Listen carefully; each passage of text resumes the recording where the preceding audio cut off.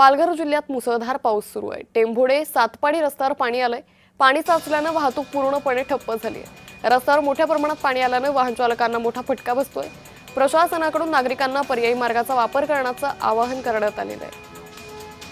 तर या संदर्भात अधिक माहिती घेऊयात आमचे प्रतिनिधी विनायक पवार यांच्याकडून। विनायक, पालघर जिल्ह्यात मुसळधार पावसामुळे रस्त्यांवर पाणी आलंय, कशा पद्धतीने प्रशासनाकडून या रस्त्यावरचं पाणी काढण्याचं काम सुरू आहे? हो, नक्कीच। पालघर जिल्हा प्रशासनाकडून आज जिल्ह्याला रेड अलर्ट जारी केलेला आहे। शालेय महाविद्यालयांना सुट्टी घोषित करण्यात आलेली आहे।